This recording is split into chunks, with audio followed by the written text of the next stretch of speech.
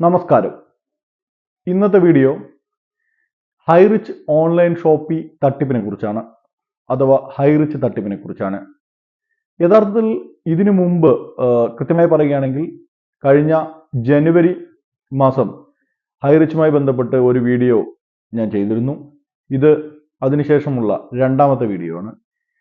ആദ്യത്തെ വീഡിയോയിൽ പ്രധാനമായും ഫോക്കസ് ചെയ്തിരുന്നത് ഹൈറിച്ച് എന്ന് പറയുന്ന പ്രസ്ഥാനം എങ്ങനെയാണ് ഒരു കൾട്ട് എന്ന രീതിയിൽ അതിന്റെ ഉപഭോക്താക്കളിൽ, അതിന്റെ അനുയായികളിൽ പ്രവർത്തിക്കുന്നത് എന്നതാണ്. യഥാർത്ഥത്തിൽ ഡിസംബർ മാസത്തിൽ മാത്രമാണ് ഇത് സംബന്ധിച്ച വലിയ തട്ടിപ്പ് പുറത്തു വരുന്നത്. ജനുവരിയിൽ നമ്മൾ വീഡിയോ ചെയ്യുന്ന ഘട്ടത്തിൽ അവിടെ അത്രയും പരാതികളൊന്നും തന്നെ ആരും ഉയർത്തി കൊണ്ടുവന്നിരുന്നില്ല. അതുമായി ബന്ധപ്പെട്ട് തന്നെയായിരുന്നു ആ വീഡിയോയും. അതിന് കൂടുതൽ ശക്തി പകരുന്ന രീതിയിലാണ് മാസങ്ങൾക്കിപ്പുറത്തും കാര്യങ്ങളുടെ പോക്ക്. പരാതി നൽകുന്നവരുടെ എണ്ണം തീരെയില്ല എന്ന് തന്നെ പറയാം. എങ്കിലും വലിയ തുക നഷ്ടപ്പെട്ട ചിലർ, ബന്ധുക്കളുടെയും സുഹൃത്തുക്കളുടെയും ഒക്കെ കയ്യിൽ നിന്ന് തുക സ്വരൂപിച്ച് നൽകിയ ചിലർ, അവരുടെ ഉൾപ്പെടെയുള്ള സമ്മർദ്ദം മൂലം ബാങ്ക് ലോൺ എടുത്ത് പണം നൽകിയവർ, അത്തരത്തിലുള്ളവർ പരാതി നൽകാനായി മുന്നോട്ട് വരുന്നുണ്ട്. നാളിത്ര കഴിഞ്ഞിട്ടും തിരുവനന്തപുരം ജില്ലയിലെ ആദ്യ പരാതി കഴിഞ്ഞ ഒരു 3 ദിവസത്തിനുള്ളിലാണ് രജിസ്റ്റർ ചെയ്യപ്പെട്ടുള്ളത്. ശ്രീകാര്യം പോലീസ് സ്റ്റേഷനിലാണ് ഈ പരാതി രജിസ്റ്റർ ചെയ്യപ്പെട്ടുള്ളത്. അവിടെ ഒരു 44-കാരിയായ ഒരു യുവതിയുടെ 59 ലക്ഷം രൂപ KD പ്രതാപനും ശ്രീന പ്രതാപനും മറ്റ് ലീഡർമാരും 3 പേരും ചേർന്ന് തട്ടിയെടുത്തു എന്നാണ് കേസ്. മറ്റ് അന്വേഷണ ഏജൻസികളെല്ലാം തന്നെ കേസ് അന്വേഷിക്കുന്നുണ്ടെങ്കിലും ഇതുവരെയായിട്ട് ഈ കേസ് വേറെ ഏതെങ്കിലും ഒരു ഏജൻസിക്ക് കൈമാറണം എന്നത് സംബന്ധിച്ച് പോലീസിന് നിർദ്ദേശമൊന്നും ലഭിച്ചിട്ടില്ല. അതുകൊണ്ട് തന്നെ പോലീസ് തന്നെ ഇതിലെ നടപടിക്രമങ്ങൾ മുന്നോട്ട് കൊണ്ടുപോകുന്നു എന്നാണ് അറിയാൻ കഴിഞ്ഞത്.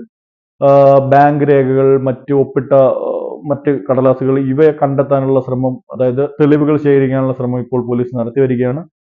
കൃത്യമായ തെളിവുകൾ ലഭിക്കുന്ന മുറയ്ക്ക് നിലവിൽ EDയുടെ അറസ്റ്റിലുള്ള KD പ്രതാപിന്റെയും അതുപോലെ മറ്റുള്ളവരുടെയും അറസ്റ്റ് രേഖപ്പെടുത്തുന്ന ഒരു പ്രവൃത്തിയിലേക്ക് പോലീസ് പോകും. അതവിടെ ഇരിക്കട്ടെ. ഇപ്പോഴും എന്തുകൊണ്ടാണ് ഇവർ പരാതിയുമായി, അല്ലെങ്കിൽ ആളുകൾ പരാതിയുമായി ചെല്ലാത്തത്? ഇതിന്റെ ഏറ്റവും പ്രധാനപ്പെട്ട കാരണം കുറച്ച് യൂട്യൂബേഴ്സ്, ഈ യൂട്യൂബേഴ്സ് വിലക്കെടുക്കപ്പെട്ട രീതിയിൽ, അല്ലെങ്കിൽ ഇതിന്റെ പ്രചാരകരാകുന്ന രീതിയിൽ ആളുകളെ തെറ്റിദ്ധരിപ്പിച്ചുകൊണ്ട് മുമ്പോട്ട് പോയിക്കൊണ്ടിരിക്കുകയാണ്. ഇവരിപ്പോഴും പറയുന്നത് ഈ പരാതി കൊടുത്ത മുൻ പോലീസ് ഉദ്യോഗസ്ഥൻ കറപ്റ്റ് ആയിരുന്നു, ഇതിന് പരാതിയുമായി നടക്കുന്ന രാഷ്ട്രീയ നേതാക്കൾ ശരിയല്ല, ഇതുമായി ബന്ധപ്പെട്ട് പരാതികൾ നൽകിക്കൊണ്ടിരിക്കുന്ന മുൻ MLAയുടെ ഇന്റൻഷൻ ശരിയല്ല. ഇത്തരം കാര്യങ്ങളാണ് ആവർത്തിച്ചുകൊണ്ടിരിക്കുന്നത്. കൂടെ എന്താണ് ഇതിന്റെ ബിസിനസ് മോഡൽ, എങ്ങനെയാണ് ഇതിന് കാശ് കിട്ടുന്നത്, ഇതൊക്കെയാണ്. ഇത് കമ്പനി പരസ്യത്തിന് വേണ്ടി നേരത്തെ പറഞ്ഞുകൊണ്ടിരുന്നത്, അല്ലെങ്കിൽ ആളുകളെ പറ്റിച്ച് ഇതിൽ ചേർക്കാൻ വേണ്ടി പറഞ്ഞുകൊണ്ടിരുന്ന ഈ കാര്യങ്ങൾ, ഇത് രണ്ടുമാണ് ഇവർ ആവർത്തിച്ച് പറയുന്നത്.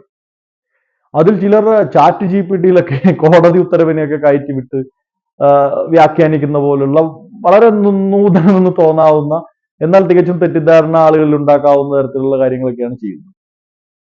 അതിൽ ഇവർ ഇതുവരെ പറയാത്തൊരു കാര്യം വളരെ സിമ്പിളാണ്. ഇവർക്ക് ഇത്രയേറെ കഷ്ടപ്പെടുകയോ ഈ ദിവ്യാത്ഭുത പരിപാടി പോലെ ഈ കമ്പനി നല്ലതാണെന്ന് ആളുകളെ കൊണ്ടുവന്ന് ഇരുത്തിച്ച് സാക്ഷ്യം പറയിപ്പിക്കേണ്ട ആവശ്യമൊന്നുമില്ല. വളരെ എളുപ്പത്തിൽ തന്നെ കമ്പനിയുടെ ഏറ്റവും അവസാനം ഫയൽ ചെയ്യപ്പെട്ടിട്ടുള്ള ഓഡിറ്റ് വിവരങ്ങൾ, അതിന്റെ ലാഭവിഹിതം എത്രയായിരുന്നു, കമ്പനി ലാഭത്തിലായിരുന്നു, നഷ്ടത്തിലായിരുന്നു, ഇത്തരം കാര്യങ്ങൾ വളരെ എളുപ്പത്തിൽ, അത് അങ്ങനെ ആയിരുന്നെങ്കിൽ എത്ര രൂപയ്ക്ക് നഷ്ടത്തിലായിരുന്നു, എത്ര രൂപയ്ക്ക് ലാഭത്തിലായിരുന്നു, ഇവർ പറയുന്ന പ്രകാരമാണെങ്കിൽ ലാഭത്തിലാണ്. കാരണം എല്ലാവർക്കും വലിയ ലാഭവിഹിതം കൊടുത്തുകൊണ്ടിരുന്ന കമ്പനിയായിരുന്നു. അങ്ങനെയാണെങ്കിൽ എത്ര ലാഭത്തിലായിരുന്നു, ഈ കണക്കുകൾ നിസ്സാരമായി പറഞ്ഞാൽ മതി. അല്ലെങ്കിൽ ഈ കണക്കുകൾ ഇവിടെയുള്ള വിവിധ അതോറിറ്റികൾ അത് അന്വേഷിക്കുന്നുണ്ട്. ED ഉണ്ട്, ലോക്കൽ പോലീസ് ഉണ്ട്, മറ്റ് അതോറിറ്റികളെല്ലാം തന്നെ ഉണ്ട്. ഇവരെ ബോധിപ്പിച്ചാൽ മതി. ഇവരെ ആരെയും ബോധിപ്പിക്കാൻ കഴിയുന്നില്ല എന്ന് മാത്രമല്ല, ED ഗുരുതരമായ ആരോപണങ്ങളാണ് ഇവർക്കെതിരെ ഉന്നയിക്കുന്നത്. CBI അന്വേഷണത്തിന് കൂടി റെക്കമെൻഡ് ചെയ്യപ്പെട്ട് കഴിഞ്ഞിരിക്കുന്നു.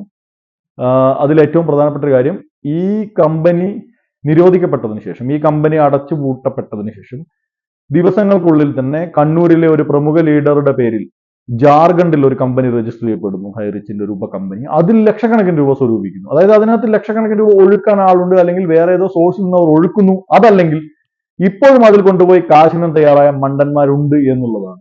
അങ്ങനെ നോക്കുമ്പോൾ ഇത്രയധികം പണം ഫ്രീസ് ചെയ്യപ്പെട്ടിട്ടും പുറത്ത് കാശ് മറിയുന്നു എന്ന് തന്നെ വേണം അനുമാനിക്കാൻ.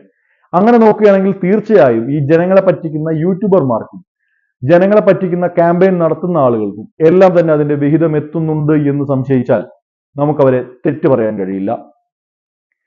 ഇനിയെങ്കിലും ഇത്തരം കറക്ക് കമ്പനികളിൽ പെടാതെ ഇപ്പോൾ ഈ കറക്ക് കമ്പനിയിൽ പെട്ടിരിക്കുന്ന ആളുകൾ ഒരല്പം കണ്ണു തുറന്ന് ഇതിൽ നിന്ന് പുറത്തേക്ക് വരണം എന്ന് തന്നെയാണ് പറയാനുള്ളത്. കാരണം ഇത് നിങ്ങൾ വളരെയധികം അധ്വാനിച്ചുണ്ടാക്കിയ കാശാണ്, അല്ലാതെ മുറ്റത്തെ മരത്തിൽ നിന്ന് കുലുക്കി പറിച്ചതൊന്നുമല്ല. കാശുണ്ടാക്കിയ ലീഡർമാർക്ക് നേരെയും ഈട് തിരിഞ്ഞു കഴിഞ്ഞു. കൃത്യമായ നടപടികൾ ഉണ്ടാകുമെന്ന് പ്രതീക്ഷിക്കാം. ഈ ഘട്ടത്തിലും കൃത്യമായ കണക്കുകളുമായി കൃത്യമായ പരാതികളുമായി മുന്നോട്ട് വരിക തന്നെയാണ് വേണ്ടത്. ഭാവിയിലും ഇത്തരം ചതിക്കുഴികളിൽ ഇത്തരം തട്ടിപ്പ് കമ്പനികളിൽ പണം നഷ്ടപ്പെടാതിരിക്കട്ടെ. നന്ദി, നമസ്കാരം.